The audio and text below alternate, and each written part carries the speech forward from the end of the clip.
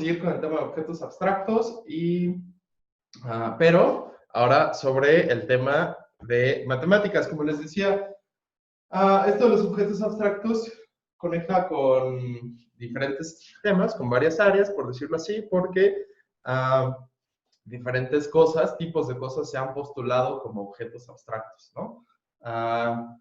Ya vimos algunas teorías de las propiedades, ¿no? De acuerdo a las cuales las propiedades son objetos abstractos.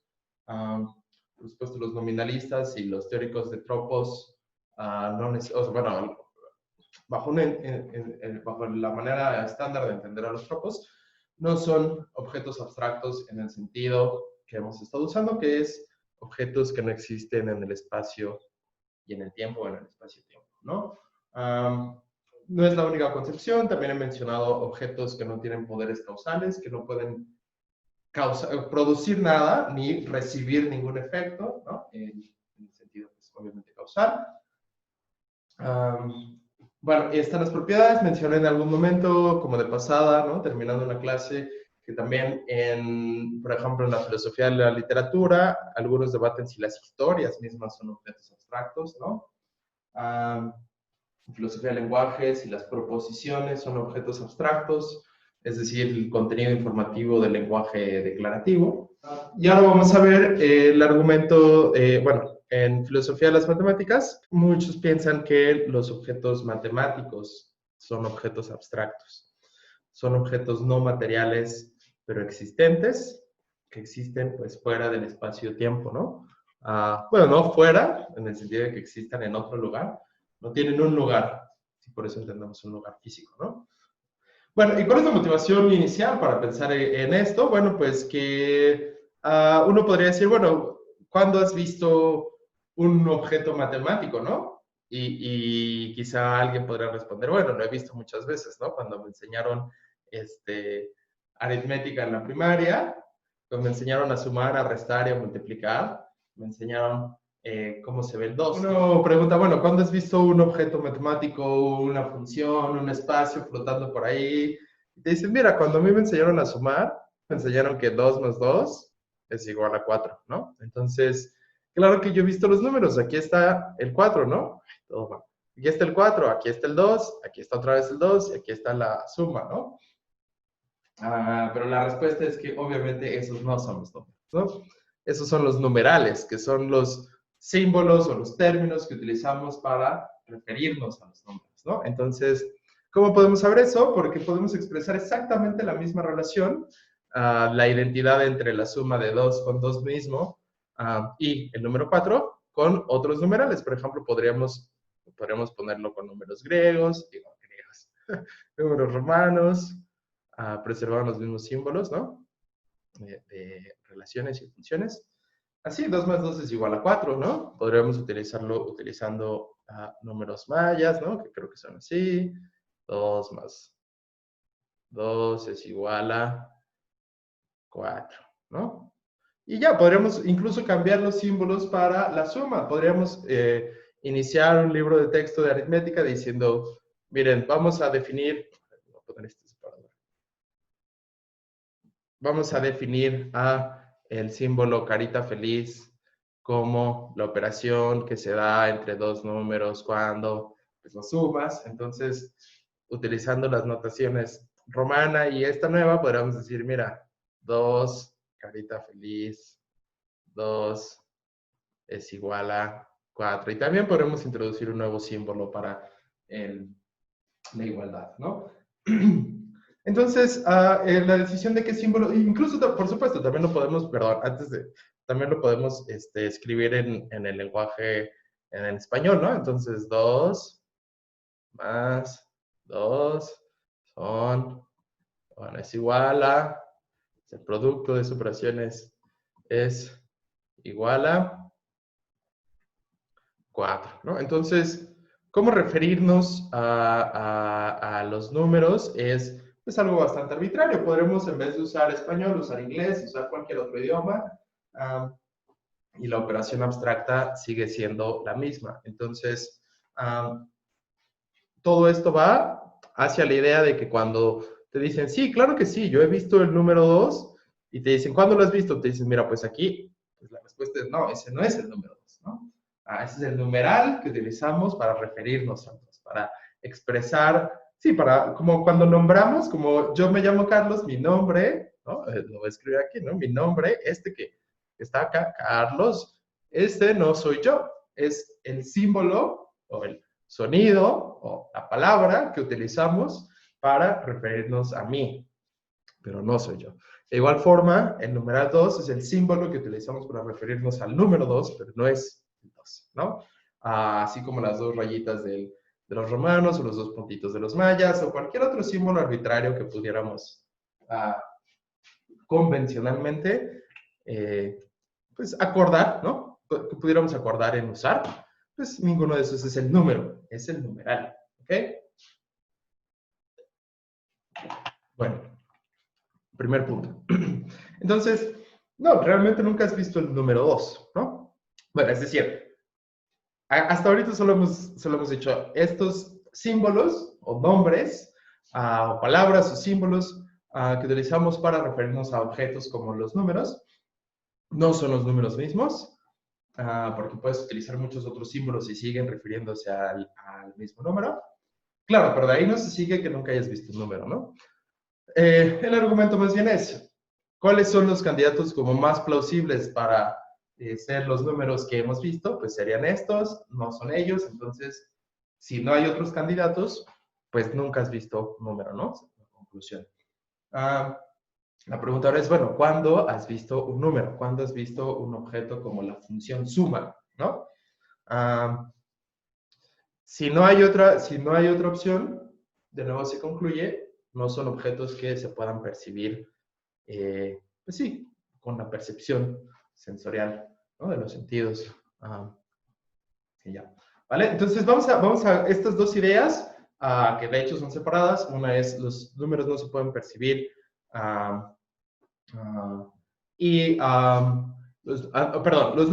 los objetos matemáticos no se pueden percibir y los objetos matemáticos no se pueden percibir con la percepción sensorial conocida, digamos los 5 sentidos o el número de sentidos que haya. Son dos ideas. Habrá gente que veremos en un rato que dice, no, sí se pueden percibir en un sentido con otro tipo de, por decirlo así, fuente de información que no son los 5 sentidos, por decirlo así. Y otros dirán, no, sí se pueden percibir con la vista, por ejemplo, ¿no? Pero por ahora, estas ya son teorías como mucho más desarrolladas, ¿no? Ahora estamos intentando como, por decirlo así, desenterrar las intuiciones. ¿Qué quiero decir con esto? Simplemente con creencias casi de sentido común o de sentido común que tenemos antes de hacer una teoría, ¿no? Entonces, ¿hay alguna intuición acerca de cómo podemos ver objetos matemáticos? ¿Una creencia no teórica o preteórica? Pues parece que no. Fuera de los numerales, no hay como otro candidato plausible o razonable para hacer aquellos objetos matemáticos que de hecho percibimos, ¿no? Bueno, entonces si eso no es el caso, si ese es el caso, si no percibimos objetos matemáticos, bueno, ahora la pregunta es ¿qué tipo de objetos serían, ¿no? Bueno, y por supuesto desde Platón, una idea muy popular es que los objetos, como las propiedades, como revisamos en clases pasadas, los objetos matemáticos son objetos abstractos en el sentido, claro, digo, Platón no lo pone así, ¿no? Tenía todas las formas y todo esto, tenía toda su teoría de la jerarquía de las formas y ya, pero de nuevo, como he mencionado cuando hablamos de la teoría platonista de las propiedades, no vamos a tomar todos esos postulados de Platón en la República, por ejemplo, sino solo la idea de que sí tenía en mente Platón, de que los objetos matemáticos no están en la realidad concreta. Ahora bien, antes de decir más sobre esto, uno se puede preguntar, bueno, entonces, ¿cuál es la relación entre objetos matemáticos y realidad concreta, ¿no? ¿Por qué podemos usarlos para contar? Es decir, ¿por qué hay matemáticas aplicadas? Y esa es muy buena pregunta y también vamos a tener que hablar de eso más adelante. Pero por ahora, consideren la idea de Platón de que las entidades matemáticas son entidades abstractas, en el sentido de no están aquí con nosotros en el espacio y en el tiempo, no las puedes ver, no las puedes oler, no las puedes tocar, no las puedes oír, no las puedes saborear, y no tienen, por lo tanto, ningún efecto causal, porque la causalidad es un tipo de relación que se da entre objetos concretos, materiales, físicos, si quieren decirlo así, tangibles, aunque algo concreto no necesita ser tangible, ¿no? Ok, entonces, esa es la idea platonista de los objetos matemáticos, la idea de que los objetos matemáticos son objetos abstractos, ¿no? Entonces lo voy a poner aquí, platonismo sobre los objetos matemáticos, obviamente, es esta idea de los objetos matemáticos son objetos abstractos. ¿Ok? Por supuesto también, y vamos a regresar a esto también, podría haber una teoría aristotelista, por decirlo así. De nuevo, no estamos hablando de la teoría específica del Aristóteles histórico, sino teorías que tengan, digamos, una tesis central que tenga el espíritu de lo que decía Aristóteles, por decirlo así. Y en este caso sería la idea de que los objetos matemáticos son objetos que existen siempre ejemplificados en la realidad concreta. Es decir, como vimos con los universales aristotelistas, objetos que dependen de su ejemplificación en la realidad concreta, ¿no? Podríamos tener también esta clasificación y ya ven cómo la teoría de las aristotelismo. Ya ven cómo la teoría de los objetos matemáticos reproduce muchas ideas de la teoría de los universales, ¿no? Aristotelismo, bueno, ya les digo, los objetos matemáticos dependen de los objetos concretos. ¿Ok? Y en este sentido de dependencia que revisamos también, que mencionamos cuando hablamos de aristotelismo sobre las propiedades, que era la idea de si dejaran de existir los objetos concretos, dejarían de existir los objetos de los que, es decir, que dependen de ellos, ¿no? En particular, por ejemplo, si dejara de existir, si el universo mañana explota y solo hay una cosa en el universo, a saber, un universo primigenio a punto de hacer Big Bang, ¿no? Dejaría de haber el número 2, porque solo habría una sola cosa, supongamos indivisible, y, ¿sale? Entonces, esta es la idea aristotelista, que si dejaran de existir las entidades materiales que son el fundamento de las entidades, en este caso no serían abstractas, sino pues, de las entidades matemáticas, dejarían de existir tales entidades matemáticas, ¿no? De nuevo, ese es el sentido de dependencia que estamos tomando aquí. Dependencia existencial, podríamos decir. Para que existan, se requiere que existan su fundamento, que en este caso serían objetos concretos. Y la definición es esta afirmación contrafáctica, ¿no? Si dejaran de existir los fundamentos, dejaría de existir lo fundamentado. Eso es lo único que se quiere decir. ¿Vale? Hay sentidos más específicos de dependencia. Vamos a revisarlo en posteriores clases, cuando hablemos de dependencia ontológica y todo eso. Pero bueno, por supuesto, también desde la antigüedad, no sé si con los griegos, pero sé que al menos desde los medievales ya estaba esta idea, está pues el análogo al conceptualismo, esta idea de que las entidades matemáticas son entes de razón, ¿no? Es decir, son entidades imaginarias y hoy sobrevive, por supuesto. También hay dentro de la filosofía, pero sobre todo si uno le pregunta quizá a muchos científicos o ingenieros, e incluso quizá algunos matemáticos, se cuenta que los matemáticos tienden a ser más propensos al platonismo, pero quizá algunos matemáticos tengan esta idea de que los objetos matemáticos son entidades de razón, es decir, son ideas, son entidades psicológicas o conceptuales, ¿no? Entonces, este sería el análogo al conceptualismo que revisamos con las propiedades y que voy a poner así, conceptualismo o idealismo o psicologismo, ¿no? Idealismo, o como le llamaría Frege, psicologismo. ¿Vale? Y bueno, ya les acabo de definir esta idea, la idea de que los objetos matemáticos son entidades mentales, ¿no? Conceptos, ideas, etcétera, ¿no? No son las únicas posturas, también vamos a revisar, por ejemplo,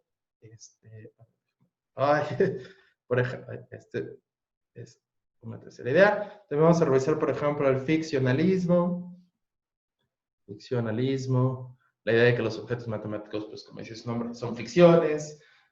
Revisaremos más, ¿no? Nominalismos, etcétera, ¿no? Pero bueno, por ahora es un poco un panorama. Pero claro, uno se preguntaría, bueno, pues están padres las definiciones, pero pues, ¿y qué, no? O sea, ¿qué importan si no tienes una razón para tomar seriamente una o la otra, ¿no? Y el argumento central que se suele dar en este debate, o que estructura muy buena parte de este debate alrededor de la existencia de objetos matemáticos todavía hoy, digo, hoy, como vamos a ver, se ha refinado bastante, pero la idea central sigue siendo esta, que es el argumento de Quine, el famoso argumento de indispensabilidad de Quine. Entonces, de hecho, quizás sea mejor que lo escriba así, acá. Entonces, argumento de indispensabilidad de Quine, ¿no? Entonces, se escribe Quine, pero se pronuncia Quine, ¿vale? ¿Y qué dice este argumento? Bueno, nos dice... la idea, antes de escribirlo, la idea es la siguiente. Bueno, más bien, más que la idea, el trasfondo de la idea, para que esto haga más sentido. Entonces, Quine era este filósofo americano de mediados del siglo XX, bueno, se hizo famoso a mediados del siglo XX, murió creo que a finales del siglo XX o inicios del XXI, no estoy muy seguro, la verdad, pero bueno. Y muchos debates hoy en filosofía de la ciencia y muchos en metafísica y en filosofía de la lógica y pues como vamos a ver en filosofía de las matemáticas, escribe María Indispensabilidad, pues están estructurados por las ideas de Quine, ¿no? Por los argumentos de Quine, por las objeciones de Quine, etcétera, ¿no? Y en este caso, pues pasa eso, ¿no?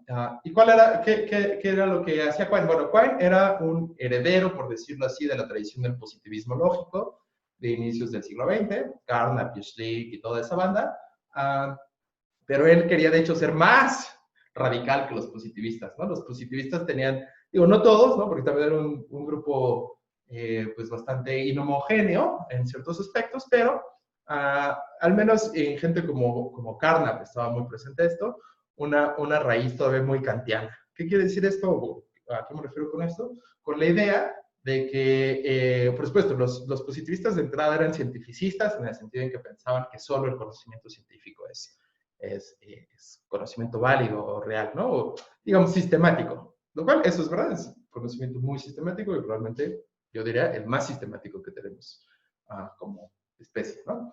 No significa que sea el único conocimiento, solo que es el más sistemático, ¿no? Ok. Bueno, los positivistas tenían esta idea, pero ellos querían todavía fundamentar la ciencia en un sentido. ¿En qué sentido? En decir, bueno, por ejemplo, estaba al inicio del siglo XX, la crisis de las matemáticas, esta idea de tenemos muchas teorías matemáticas volando por ahí, por decirlo así, finales del XIX e inicio del siglo XX. Algunas de ellas se refieren a entidades no muy claras, por ejemplo, al infinito, ¿no? En la fundamentación del análisis, es decir, la teoría que subyace en el cálculo, el que aprenden de las derivadas y las integrales y eso, bueno, en la fundamentación del análisis se apelaba al infinito, no se tenía una definición clara y rigurosa del concepto de infinito.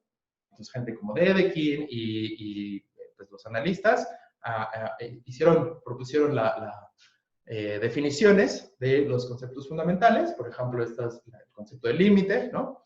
Límite cuando n tiene infinito y esas cosas, que apelan de nuevo a infinitos, pero no se tenía una concepción rigurosa.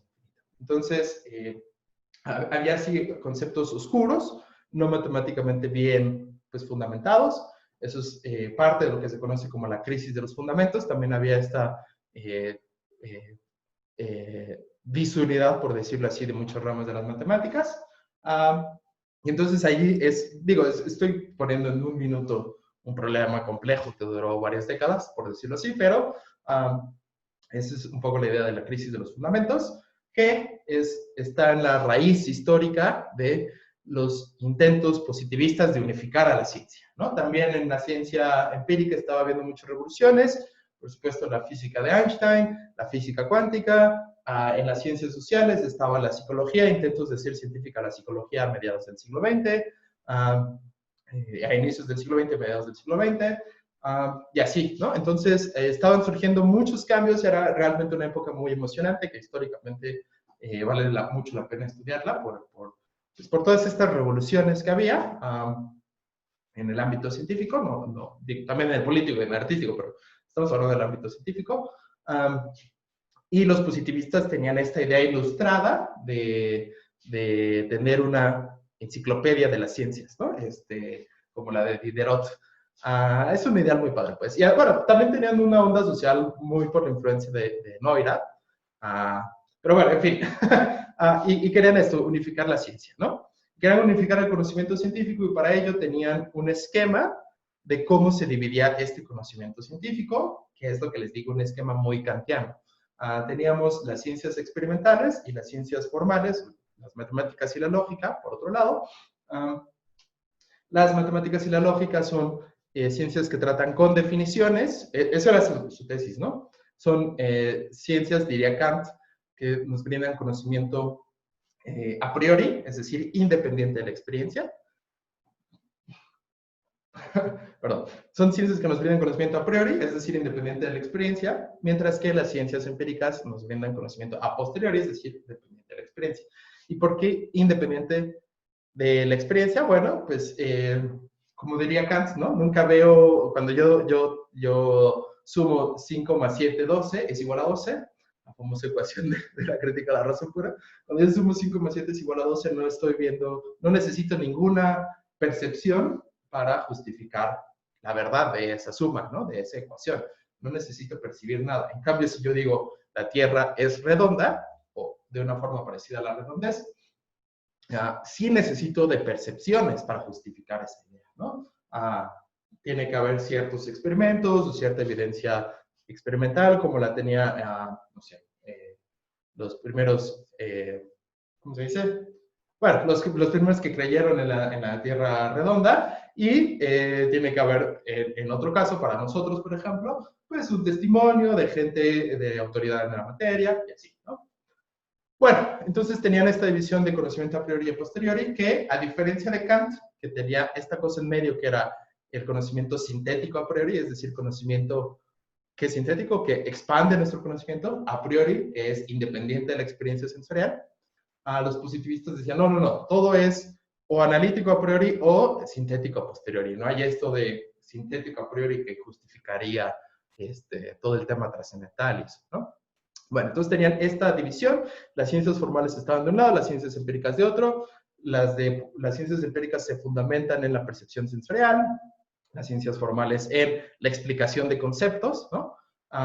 Y esto viene desde Leibniz, desde Locke. Locke ya hablaba de las trifling propositions o propiedades pues, proposiciones triviales que explican conceptos. Leibniz hablaba de las verdades de razón y verdades de hecho, ¿no? Son como la prehistoria de la división kantiana, ¿no? No sale de nada. Y eso, y la idea es que la lógica y las matemáticas son ciencias que tratan con definiciones. Tenemos un concepto y de ahí se infieren las definiciones, ¿no? Obviamente, de nuevo, la historia del positivismo es muy compleja, es muy larga, hay un grupo muy inhomogéneo en ciertos aspectos, y estoy caricaturizando un poco, pero para que vean qué es a lo que se refiere Quine y a lo que llega, contra lo que llega a enfrentarse Quine, ¿no? Bueno, y la existencia de el conocimiento analítico, que es el conocimiento que no agrega a nuestro conocimiento, sino que analiza los conceptos, los desempaca, por decirlo así, y que es lo que nos permite tener conocimiento a priori, es decir, independiente de la experiencia, que a su vez es el conocimiento lógico y matemático. Pues ese conocimiento es posible dada la existencia del significado de los conceptos, ¿no? Los conceptos tienen un significado fijo y al desempacarlo podemos tener conocimiento a priori, que es conocimiento analítico. Bueno, entonces les digo, es una clasificación pues, kantiana del conocimiento, niega por supuesto el postulado o la idea, tesis básica que justifica la existencia de la crítica de la razón pura, que es el conocimiento sintético a priori. Bueno, no es que, digo, claro, Kant, la motivación del libro es preguntarse si puede haber tal cosa y cómo, ¿no? Pero si uno de entrada dice, no puede haber tal cosa, pues ya, ya no hay crítica que escribir, digamos. Ya era lo que hacían los positivos. Bueno, Quine era más radical que sus maestros, ¿no? Era un empirista más radical. Esto lo dice, por ejemplo, en un artículo muy bonito llamado, y muy breve, llamado 5... Ay, no me acuerdo cómo se llama en español. En inglés es 5 milestones del empirismo. 5 piedras de toque, no sé cómo lo llaman en español. La verdad es que lo leí justo en español, pero en inglés se llama 5 milestones. Bueno, también en inglés es muy corto, son unas cuantas páginas que les recomiendo buscar. Y tiene esto como 5 tesis que él piensa que son definitorias del empirismo. Y está gente desde Hume, por supuesto los positivistas lógicos, pero él, no dice, yo soy el que puse el quinto milestone, pero lo que se dice es, el quinto milestone es el rechazo, la quinta piedra fundamental, por decirlo así. La quinta piedra fundamental del empirismo es el rechazo de la división analítico-sintético, ¿no? Y por supuesto, eso es lo que Quine hizo, precisamente Quine hizo en su famoso artículo 2 dogmas del empirismo del 51-52. Y ahí, justo Quine, en esta, según el quinta, y sí es muy importante, ¿no? Sí es un paso muy importante. En esta quinta piedra fundamental del empirismo, lo que hace Quine es rechazar la clasificación, la estructuración positivista del conocimiento científico, diciendo que en realidad todo es empírico, ¿no? Regresando a ideas de Mill, que decía que las matemáticas son inductivas, ¿no? Si leyeron el fragmento que puse de Frege, si alguien lo leyó en la carpeta sobre objetos abstractos, en ese mismo libro, Frege argumenta, no está ahí porque no era el tema, pero Frege argumenta en contra de esa idea de Mill, ¿no? Mill decía, mira, todo es empírico, entonces 1 más 1 igual a 2 está fundamentado en un juicio empírico, en un juicio inductivo, que es siempre que hemos visto que tengo una cosa y, no sé, tengo otra cosa, resulta que veo que tengo dos cosas, ¿no? Entonces, 1 más 1 es igual a 2 está fundamentado en un juicio empírico, en un juicio inductivo, en una inducción simple, ¿no?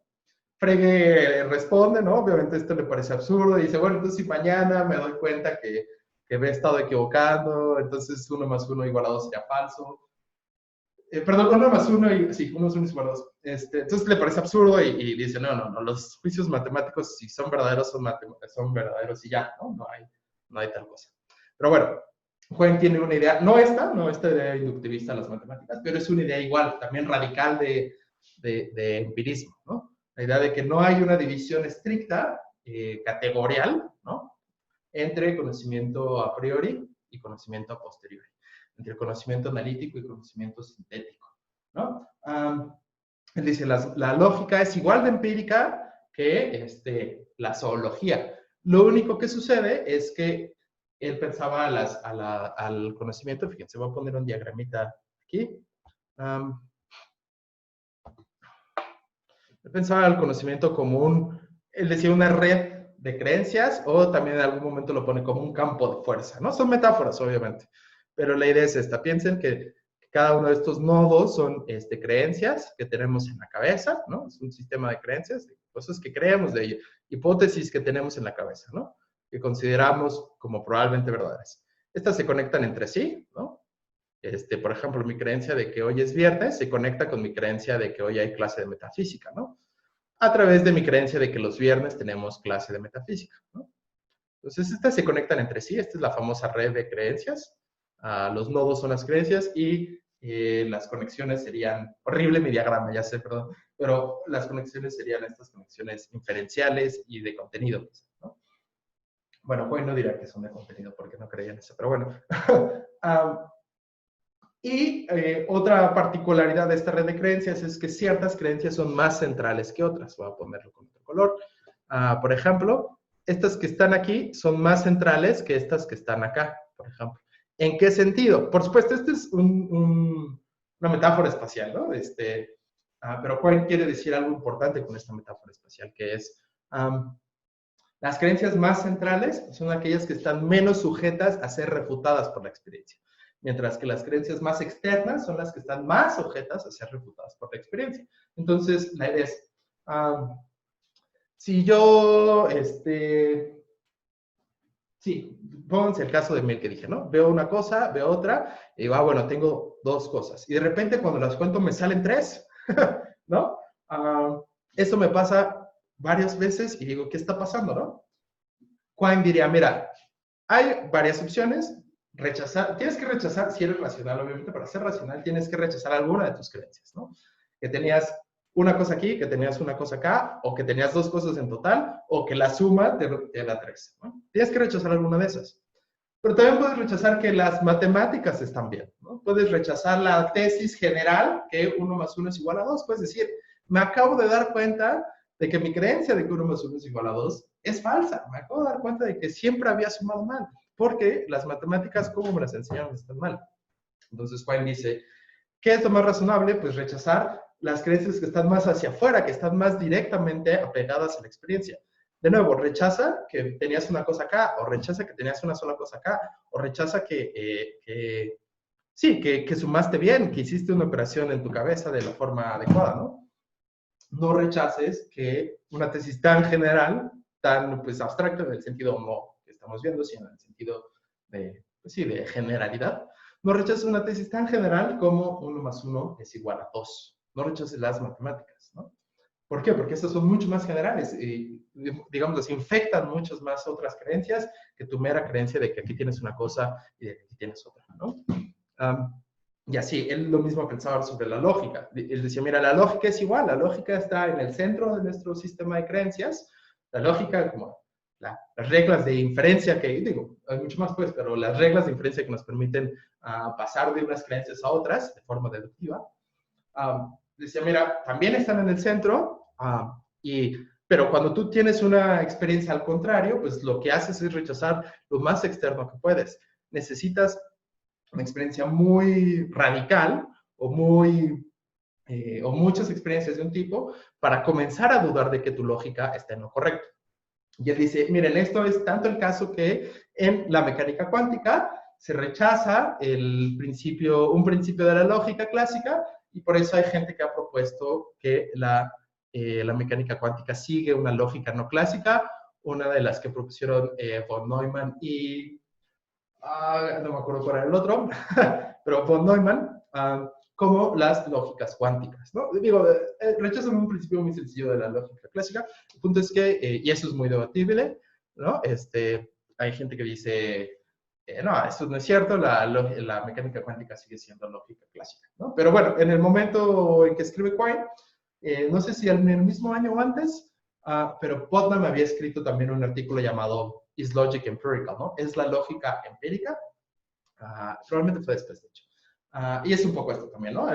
Cómo los experimentos en la mecánica cuántica parecen no seguir la lógica clásica, ¿no? Digo, no es una tontería, no es obvio tampoco, pero era el ejemplo que Quine usaba, ¿no? Decía, necesitas muchas experiencias muy sistemáticas para comenzar a dudar seriamente de que tu lógica está mal. Se puede hacer por experiencias empíricas, pero necesitas muchas. ¿Por qué? Porque de nuevo tu lógica está aquí, en el núcleo o en el centro de tu sistema de creencias, ¿no? Mientras que aquí, o más afuera incluso, déjame poner como otros nodos, ¿no?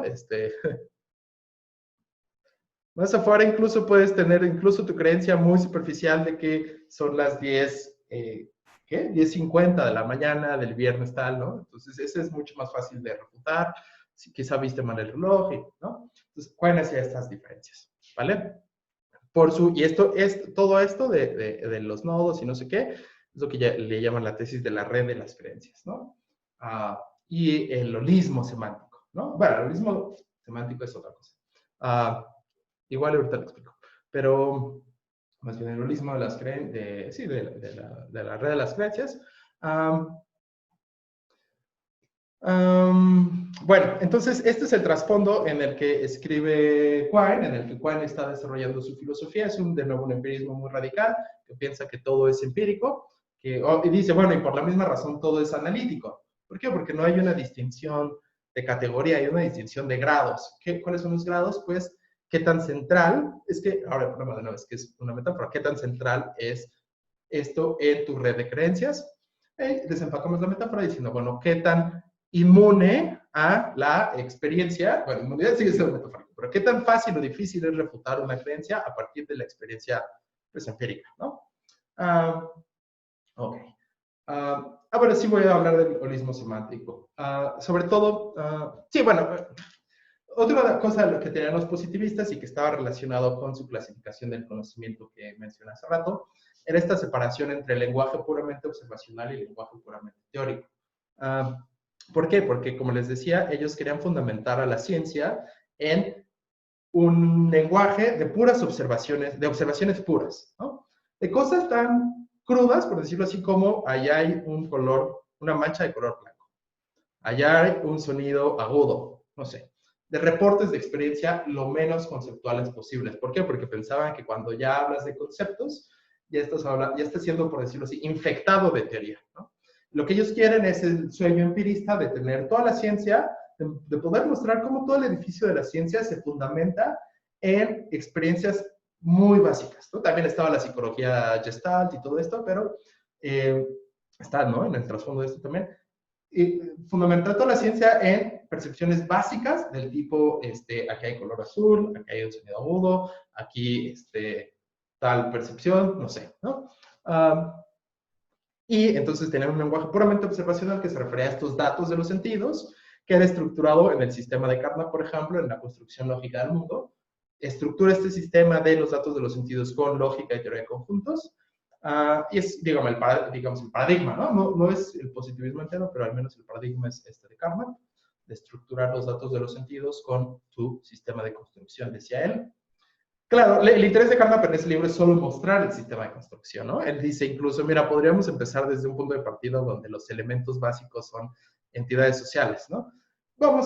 En este libro vamos a ejemplificar el sistema de construcción con la tesis positivista, ¿no? Pero bueno, la tesis positivista a través de que todo se fundamenta en percepciones sensoriales crudas, informes, no conceptuales, ¿no? Entonces, tenemos el lenguaje que refiere eso y el lenguaje teórico, que es el que estructura, por decirlo así, estas percepciones para formar y justificar, fundamentar teorías científicas, ¿no? La teoría de la evolución de Darwin o la teoría de la relatividad de Einstein, todo a final de cuentas se debe fundamentar en percepciones crudas y básicas, ¿no? Es una idea muy ambiciosa, ¿no? Pueden ver cómo es un proyecto filosófico muy, muy ambicioso. Por supuesto, no se cumplió de ninguna forma. Se intentaron dar pruebas en principio, como les digo, la construcción de Carnap, pero era problemático. Bueno, frente a esa división categorial entre el lenguaje sensorial y lenguaje teórico, lenguaje observacional y lenguaje teórico, Quine dice, no, en realidad, y esto es retomo una tesis de Duhem, que era, no me acuerdo si químico o físico francés de finales del 19, que dice, mira, los términos teóricos adquieren significado por su lugar en las teorías, ¿no? Este es el holismo semántico. Que, digamos, no es que cada término tenga un significado por sí mismo, sino que cada término tiene un significado por sí mismo en el contexto de una teoría científica, ¿no? Entonces, ¿qué significa campo? Pues depende de en qué teoría estás. Por ejemplo, en la teoría de Maxwell, campo significa lo que te dice la teoría de Maxwell, ¿no? Los objetos que define, las ecuaciones que define. Campo en otra teoría puede significar otra cosa, ¿no? No puedes tomar campo por sí mismo, tienes que tomar campo, la palabra campo, en una teoría específica, ¿ok? Entonces, esta es la idea central del holismo semántico de Quine. Y como se dan cuenta, el holismo semántico y la red de las creencias son ideas, pues eso, muy holistas, muy sistemáticas, mucho de la idea de que son cuerpos enteros de creencias que estructuradas te llevarían a teorías, a las que le dan sentido a los conceptos, a los términos, que no hay tal cosa como el significado de un concepto que tú desempacas en juicios analíticos para tener conocimiento previo, ¿no? Entonces, si se dan cuenta, Quine rompía con los fundamentos del positivismo lógico para intentar profundizar en el empirismo, ¿no? Pero esto lo llevó, y ahora sí vamos a ver el argumento de indispensabilidad de Quine, esto lo llevó a una tesis pues no claramente empirista, ¿no? Que los empiristas no hubieran aceptado, y eso es una particularidad de Quine, o un platonismo de las matemáticas. Antes de eso, si tienen una pregunta o comentario sobre lo que acabo de decir, que fue un preámbulo, es un preámbulo epistemológico, ¿no? Para como un poco comprender el contexto de Quine, el argumento de indispensabilidad. Y me falta mencionar una tesis, antes de las preguntas, una tesis importante. Quine también con todo esto de profundizar en el empirismo, también él dice, bueno, Quine era, vamos a decirlo así, era muy empirista, era muy pragmatista y era muy naturalista, Entonces ya expliqué por qué empirismo, porque rechaza esta división.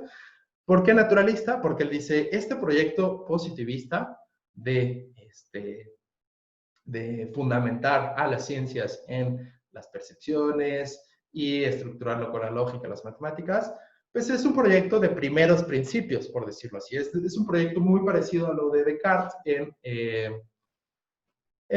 ¿dónde era? En las meditaciones, en el discurso del método, de intentar fundamentar todo el conocimiento, es decir, de intentar como aclarar la estructura del conocimiento y fundamentarlo todo en ideas básicas, el cogito ergo sum y en el Dios es bueno de Descartes, ¿no? O en cualquier otra, pero era un proyecto fundacionista de tener el conocimiento científico, estructurarlo y fundamentarlo con un fundamento claro y seguro.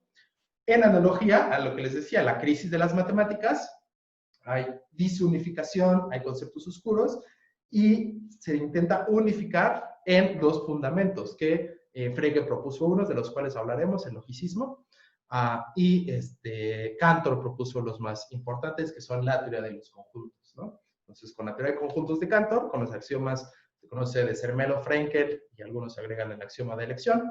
Con esos axiomas, algunos piensan que se fundamentan a todas las matemáticas, que de ahí puedes sacar todas las matemáticas, por decirlo así, ¿no?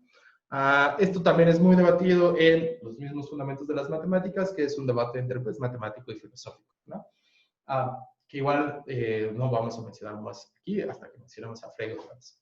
Bueno, entonces tenemos esta idea fundamentista de fundamentar la ciencia, el conocimiento científico en fundamentos claros y seguros, y eso es lo que los positivistas pensaban que era la tarea de la filosofía, ¿no? Filosofía decían, sí es la reina de las ciencias, pero no porque pueda decir más que las ciencias, sino porque las estructura, las fundamenta, ¿no? Y esto está probablemente en un texto de Neurath. Esto literalmente de la filosofía no necesita, o sea, como esta idea vieja del siglo XIX de que la filosofía es la reina de las ciencias, y dicen, no, porque las ciencias pues han avanzado mucho, lo único que queda para la filosofía es estructurar, aclarar conceptos, etcétera, ¿no? Quine es muy radical y dice, no, ni siquiera eso. Es decir, Quine rechaza un lugar primordial para la filosofía en el esquema del conocimiento humano, ¿no? Piensa que, y este es el naturalismo, piensa que la ciencia no necesita más fundamento que el que la ciencia misma se provee, ¿no? Es decir, cuando uno se pregunta por cuál es la justificación, digamos, de la teoría de Darwin de la selección natural, la que da la biología, ¿no? Es decir, si uno dice, bueno, pero ¿cuál es la justificación de eso? Y llega un filósofo y te dice, mira, lo que sucede es que sí, los biólogos tienen, no sé, el récord fósil y los experimentos en su laboratorio y tienen todo eso para fundamentar la verdad, para explicarte, justificarte la verdad de la teoría de Darwin, pero al final de cuentas, en el fondo, como toda teoría científica, la teoría de Darwin se fundamenta en las experiencias sensoriales de esta forma, con esta construcción lógica. Ese era el sueño positivista, ¿no? Y Quine dice, no, no, eso está mal, la ciencia no necesita fundamentos en ese aspecto, ¿no? Necesita, claro, fundamentos evidenciales como toda ciencia, pues, pero no necesita esta fundamentación en postulados filosóficos previos, ¿no? Entonces rechaza la prioridad metodológica, epistemológica e incluso ontológica de la filosofía sobre la ciencia, y esa es la tesis del naturalismo. No es que la filosofía no exista, para Quine obviamente dice la filosofía es continua con la ciencia. Como con la separación analítico y sintético, no hay una distinción categorial, hay una continuidad, hay una noción de grados, hay grises, por decirlo así. No es blanco y negro, es grises. Y ya, la filosofía de la ciencia sigue existiendo. De hecho, Quine tiene este eslogan famoso que es Philosophy of Science is Philosophy, ¿no? La filosofía de la ciencia es bastante, o suficiente, o toda la filosofía que requerimos. Entonces, sí, pero no hay esta separación, ¿no? Quine pensaba que el conocimiento humano ya está unificado. Otra metáfora famosa es, decía, todos vamos en el barco de Teseo, ¿no? Vamos quitando y poniendo con lo que tenemos a la mano, no estamos fundamentando, sino que imagínense el barco a la mitad del mar, que se está desbaratando, tenemos unos materiales en la borda, entonces vamos quitando y poniendo sobre la marcha, pero no es de nuevo construir los cimientos, ¿no? Es otra metáfora. Ok, muchas metáforas en la filosofía de Quine, pero que resumen ideas al final de cuentas que se pueden explicitar y que la resumen muy padre, pero y resumen muchas ideas, ¿no? Ok, entonces ese es el trasfondo de Quine, el naturalismo, el empirismo. Ya no mencioné tanto el pragmatismo. Igual lo mencionamos después. Pero bueno, hasta aquí comentarios o dudas y regresamos al argumento de indispensabilidad. A ver.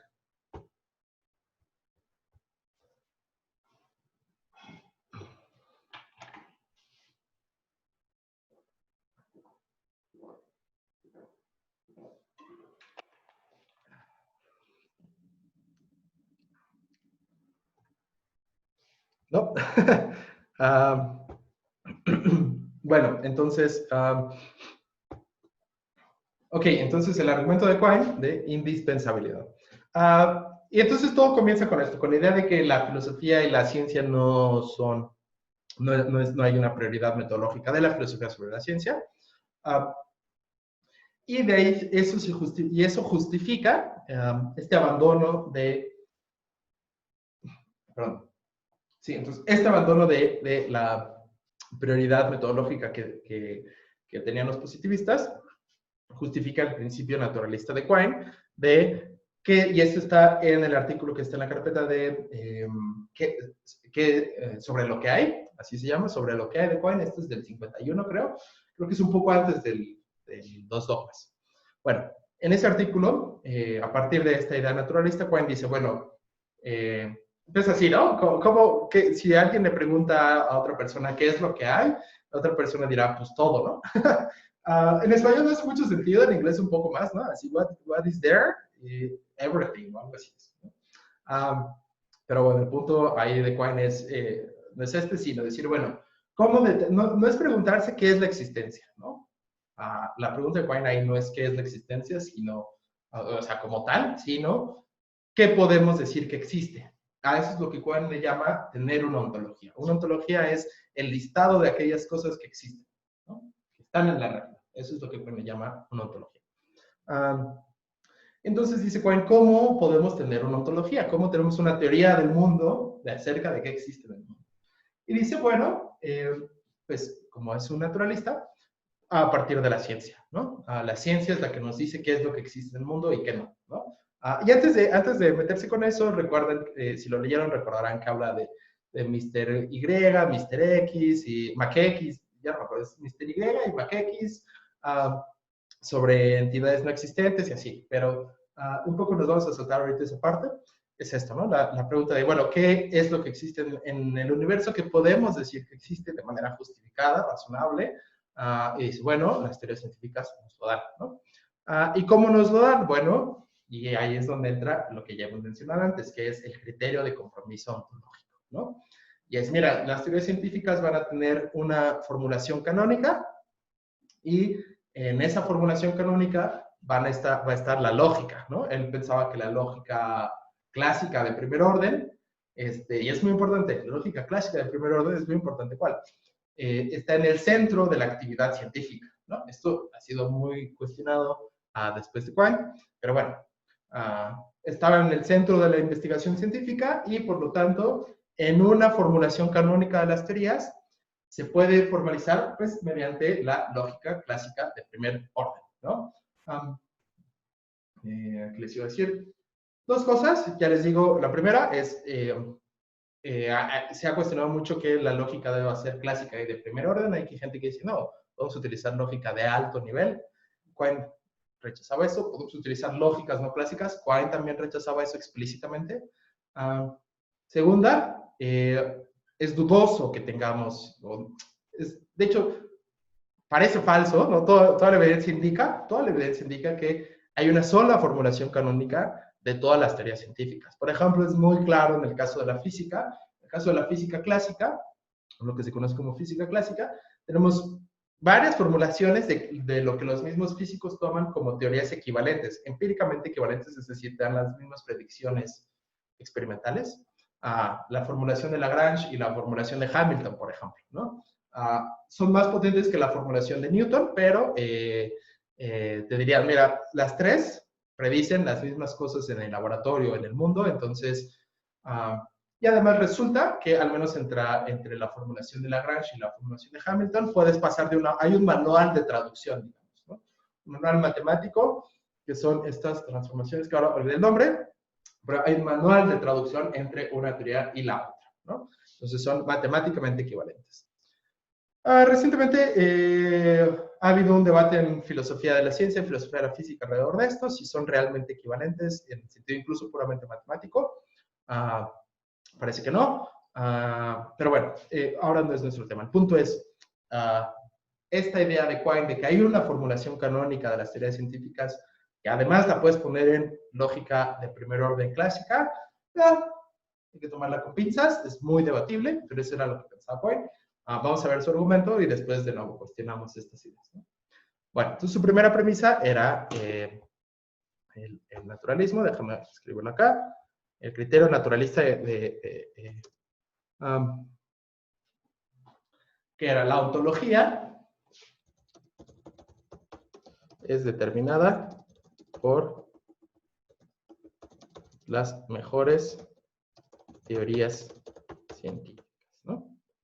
Entonces ya les digo, esto simplemente es la idea de, bueno, ¿cómo sabemos que existe en el mundo? Lo voy a poner así, naturalismo, es una premisa del argumento.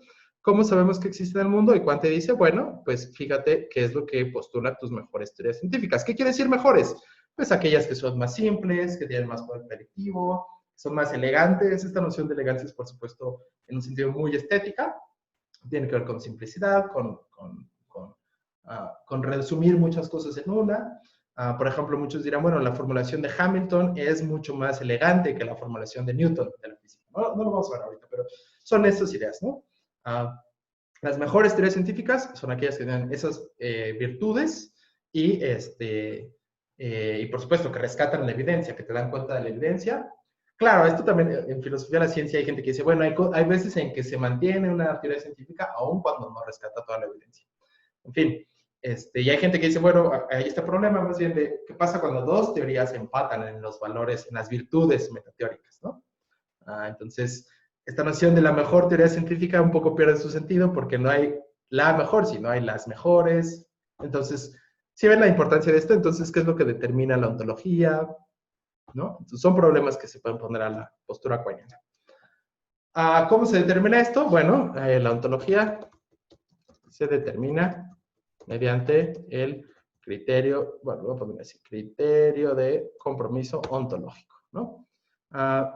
Y que es a las mejores teorías, las pones en la notación canónica, es decir, en la de la lógica, bueno, que aquí canónica está tomado como la notación de la lógica clásica de primer orden, o sea, estoy desempacando el criterio de compromiso ontológico, ¿no? Y aquellas cosas que existen son aquellas cosas que, según tu teoría, o sea, cuando tu teoría implica fórmulas del tipo existe una X tal que X es igual a tal, esas son las cosas que existen de acuerdo a tu teoría con el criterio de compromiso ontológico. Por ejemplo,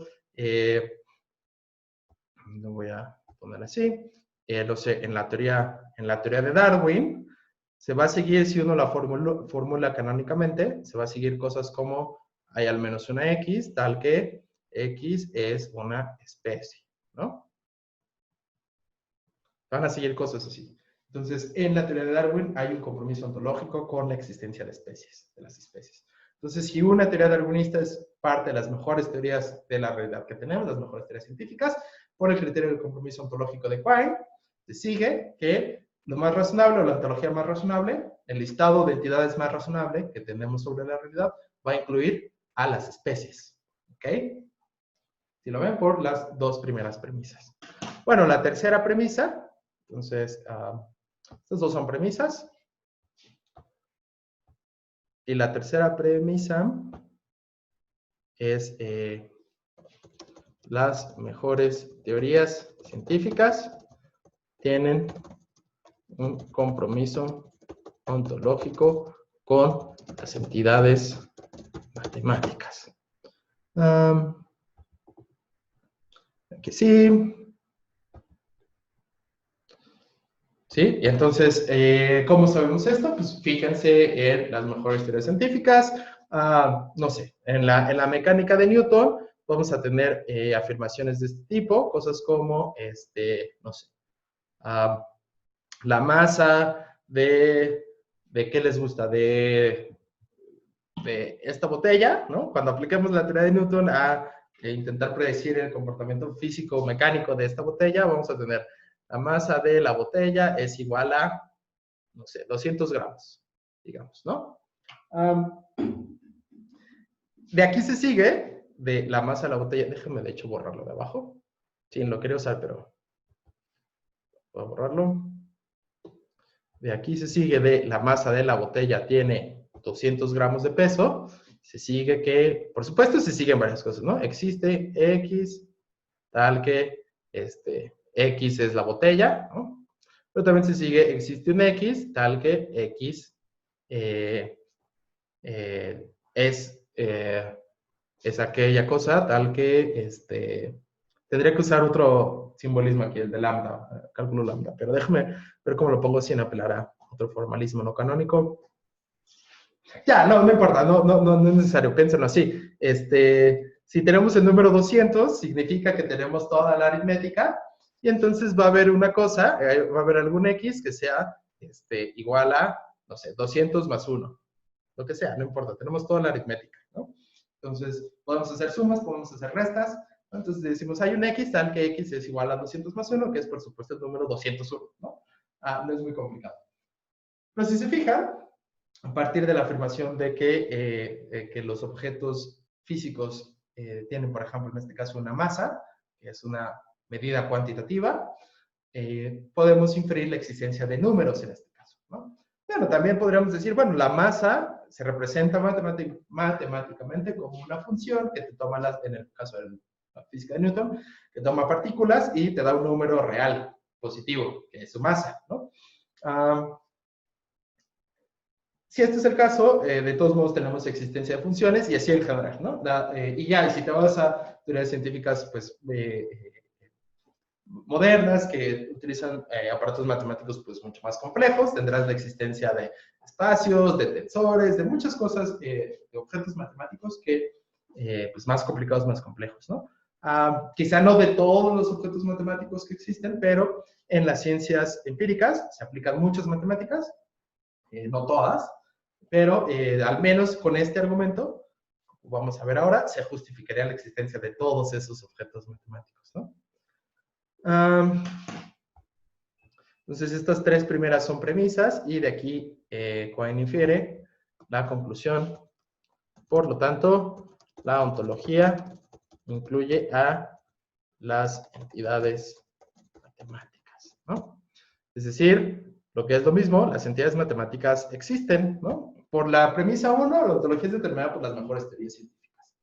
Por la premisa 2, ¿cuál es la ontología de estas teorías científicas? Pues lo que nos sigue el criterio de compromiso ontológico. Por la premisa 3, pues esas teorías tienen un criterio de compromiso ontológico con las entidades matemáticas, por lo tanto se debe seguir que la ontología incluye a las entidades matemáticas, es decir, algo completamente equivalente a las definiciones que hemos usado, que las entidades matemáticas existen, ¿no? Y ya.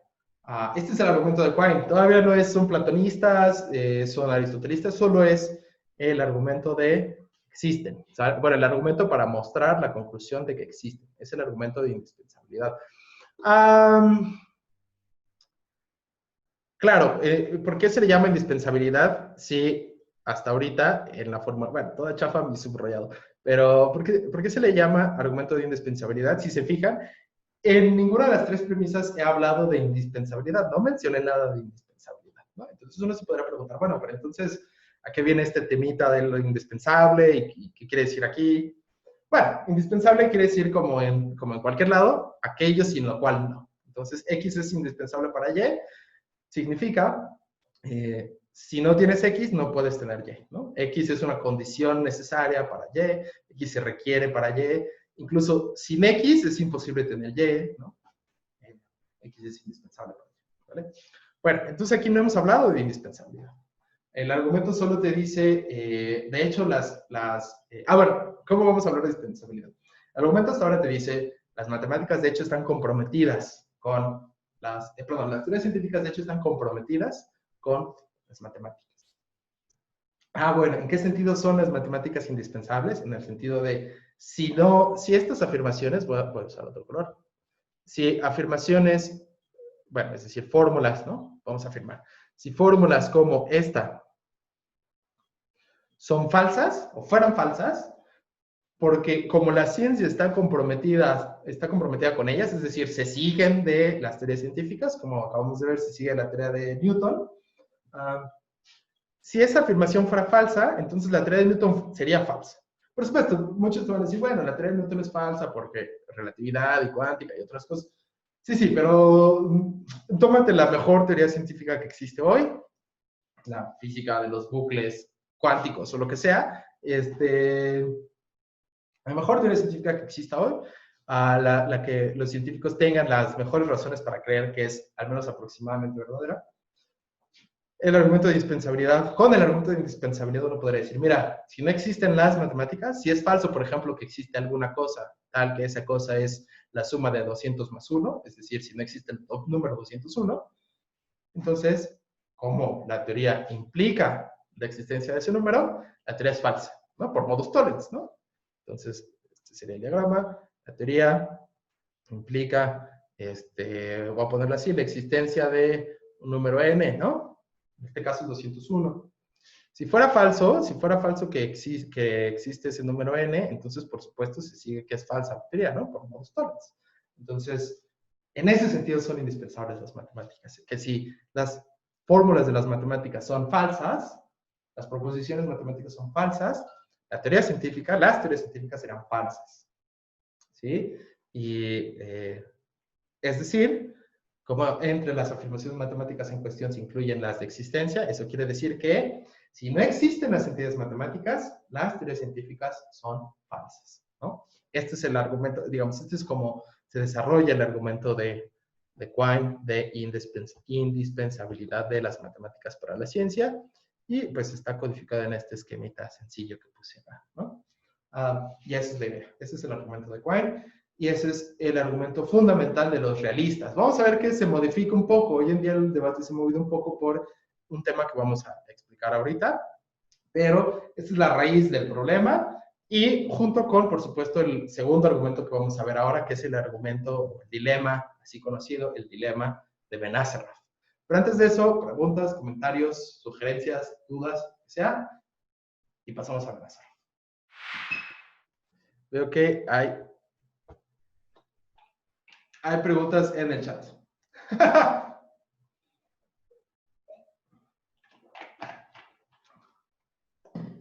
No había tantas preguntas.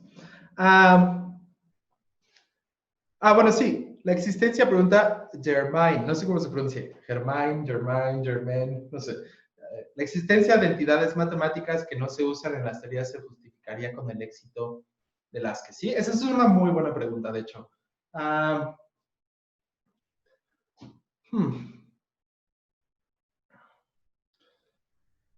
Es decir, estoy pensando como... Mira, uno podría desarrollar un argumento de que sí, por ejemplo, si uno piensa que, voy a dar un ejemplo, si uno piensa que las matemáticas se fundamentan en la teoría de conjuntos, que la teoría de conjuntos se define por los axiomas estándar, y como además de hecho, los axiomas estándar implican la existencia de conjuntos muy, muy, muy grandes, de números transfinitos y cardinales inaccesibles y cosas así,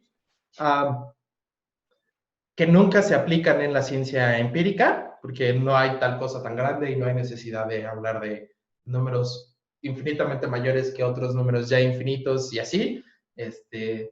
Bueno, si uno piensa eso, que la ciencia, si las matemáticas se fundamentan en la teoría de conjuntos y la ciencia justifica la existencia de toda la teoría de conjuntos, pues de ahí se sigue que la ciencia justifica la existencia también de los objetos matemáticos como los cardinales grandes, aunque no se apliquen en la ciencia empírica, ¿no?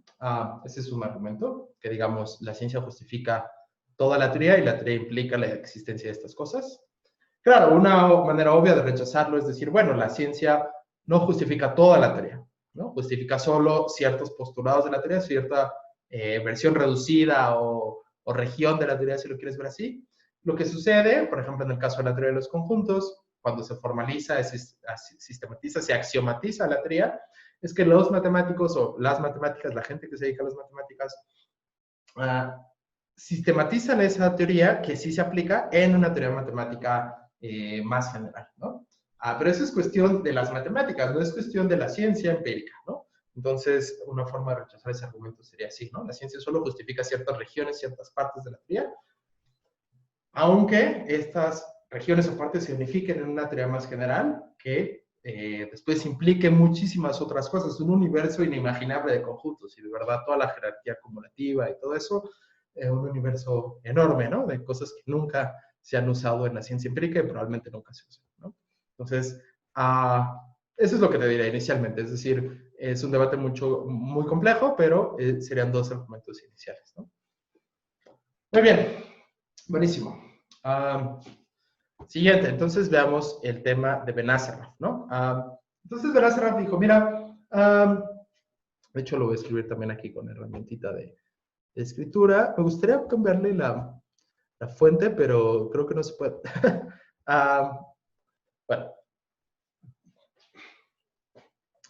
Bueno, entonces Benacerraf dijo, había un problema, ¿no? Vamos a ponerlo así, dilema de Benacerraf. Y dijo, mira, si nos tomamos en serio... bueno, tengo que darles otro poquito de trasfondo aquí, que es, bueno, de hecho, brevemente, que es la teoría de Tarski. Uno de los grandes avances de la lógica matemática del siglo XX, bueno, fue obviamente el diseño, la estructuración con Frege y con Russell y Whitehead, de lo que habían estado haciendo los matemáticos en el 19, Peano, Dedekind, toda esta banda, Boole, ¿no? Peirce incluso, ¿no? Que habían estado trabajando en la algebrización de la lógica, con los fundamentos de las matemáticas, o sea, sistematizaron todo esto en la lógica clásica, lo que se conoce como lógica clásica. Bueno, la de Frege incluía cuantificación superior y la de Russell teoría de tipos, pero al menos la lógica clásica de primer orden ya estaba ahí, ¿no? Frege y Russell la sistematizan. Con la teoría de conjuntos de Cantor, bueno, lo que faltaba era entender la noción de verdad ahí, ¿no? Frege tenía, por supuesto, la suya, sus conceptos de proposiciones y juicios. Russell, no, al menos no parecía, digo, no soy experto en Russell, pero al menos por lo que escribe Russell acerca de la lógica en ese momento, no parecía que pensara que se requiere una teoría matemática de la verdad. Pero Tarski dice, bueno, podemos tener con la teoría de conjuntos de Cantor una teoría matemática de la verdad, ¿no? La famosa teoría de la verdad de Tarski. Y esta teoría en sus fundamentos es realmente muy simple la idea, después la usa para probar cosas mucho más sofisticadas, pero en sus fundamentos es muy simple, déjenme dibujarlo. Y es la idea de que, bueno, ¿y por qué queríamos una teoría de la verdad para lenguajes formalizados? Así se llama el artículo de Tarski. Bueno, en principio, por ejemplo, para evitar paradojas, como la famosa paradoja del mentiroso, y así, ¿no? Igual no nos vamos a meter en eso porque es un campo enorme y muy complejo y muy debatido, pero la teoría de Tarski se establece como lo que se conoce como teoría de modelos, ¿no? Pero de nuevo, en sus fundamentos es simplemente tenemos un lenguaje, ¿no? Que va a tener ciertos símbolos, los que quieran. A, B, C, carita feliz, suma, lo que sea, es un lenguaje formal, ¿no? Y fundamentalmente, ya que, bueno, tenemos ese lenguaje y tenemos, bueno, más bien, bueno, si tenemos este lenguaje y vamos a ponerle unas reglas de formación que nos digan, bueno, tú puedes pegar estos símbolos para hacer palabras, ¿no? Para hacer fórmulas de lenguaje, estrictamente. Supongamos, ¿no? Y podemos dividir las fórmulas en ciertas categorías sintácticas, ¿no? En oraciones, en nombres, o sea, en términos singulares, en términos generales, suponiendo que haya esa estructura, ¿no? Y entonces lo que dice Tarski es, bueno, si tenemos, por ejemplo, lo voy a borrar porque este ejemplo bobo no me va a servir, pero, vamos a verlo con el ejemplo real de la teoría de la lógica clásica, ¿no? Entonces, en la lógica clásica de primer orden, si se acuerdan, tenemos constantes, A, B, C, D, tenemos predicados, F, G, de un lugar y de relaciones, ¿no? Relaciones, ahorita no vamos a meter mucho detalle. Por supuesto, también tenemos variables, de las cuales ahorita no vamos a hablar mucho, porque complicarían la cosa. Solo quiero hablar de lo básico. Bueno, Y por supuesto, con las constantes y los predicados puedes formar fórmulas, ¿no? F de A, G de B. Por supuesto, si le metes constantes lógicas proposicionales, pues puedes formar fórmulas como F de A y G de B, ¿no? Y así. Esto, lo que ya vieron en lógica 2. Bueno, entonces la teoría de Tarski, al final de cuentas es, mira, lo que vamos a hacer es a cada símbolo le vamos a asignar su referencia, ¿no? A aquello a lo que se refiere. Y esa referencia la vamos a tomar de un conjunto, simplemente, ¿no? Entonces, supónganse que este es el conjunto de las personas que estamos ahorita conectadas en esta clase, ¿no? No sé cuántos somos, como unas 20. Y A, por ejemplo, vamos a usarlo para referirnos a Carlos, ¿no? A esta persona que está aquí, a mí. Entonces, A se está refiriendo a mí. B, vamos, ay, B, el símbolo B, vamos a utilizarlo para referirnos a, no sé, a Beto, y así, ¿no? En general, las constantes refieren a cosas particulares de tu dominio, de tu conjunto de cosas. Muy sencillo. Esas flechitas representan funciones. Bueno, la función de interpretación que te dice para cada constante a qué objeto del dominio, a qué objeto del conjunto refiere. Y ya. Los predicados, como F, supongamos que F es, ¿qué será? Es una persona fea, no, una persona fuerte, una persona filósofa, es que aquí, bueno, todos aquí, pero una persona finlandesa, supónganse que tenemos aquí un compañero de Finlandia, dos compañeros de Finlandia que vienen de intercambio, ¿no? Entonces, F, la extensión de F, la referencia de F va a ser su extensión, es decir, el conjunto de cosas que cumplen con esa interpretación del predicado, con ser finlandeses. ¿Sí? ¿Sí? Entonces, eso. Y entonces, por ejemplo, si digo F de A va a ser verdadero, esta fórmula del lenguaje, todas feas mis comillas. Esta fórmula del lenguaje es verdadera, sí, solamente sí. El referente de A es un elemento, bueno, pertenece, no, es que no ha sido, lo tengo que poner así, la interpretación del símbolo A, es decir, la flechita, ¿a qué cosa me lleva la flechita que es la interpretación de A? Es un elemento de la interpretación del predicado F, ¿no? Entonces, fíjense, en este caso F de A es falsa porque A es esta cosa y no es un elemento de mi conjunto de las Fs. Es decir, Carlos no es finlandés. Entonces, en esta interpretación, en este modelo, F de A es falsa, ¿no? Y esa es la teoría de Tarski en resumen, ¿no? Es un poco más compleja, tienes que dar cuenta de las conectivas lógicas, tienes que dar cuenta de las variables, pero esa es la idea básica, ¿no? Con relaciones tomas conjuntos de pares y relaciones de dos y así. Pero esa es la idea básica. ¿Okay? Y sucede que esta idea de Tarski, pues era se volvió muy popular entre filósofos del lenguaje y lógicos y filósofos de la lógica porque pues es muy general, es sistemática, te resuelve problemas, por ejemplo, evita la paradoja del mentiroso que les mencioné, que el mismo Tarski mencionó y dijo, mira, esto es un problema para todos, es lo que se llama el teorema de Tarski de la indefinibilidad de la verdad. Y el teorema te dice, si tienes un lenguaje que puede tener su propio concepto de verdad y que está cerrado bajo lógica clásica, es decir, que puedes inferir con lógica clásica con ese lenguaje, pues vas a tener una contradicción, ¿no? Entonces, eso muestra que no se puede definir dentro del mismo lenguaje el predicado de ser verdadero, porque llevaría a una contradicción por la paradoja del mentiroso. No sé si explicarlo, nos llevaría a otra cosa. Entonces lo que hizo Tarski es, bueno, postular una jerarquía de lenguajes, metalenguajes, metalenguajes y así, ¿no? No importa.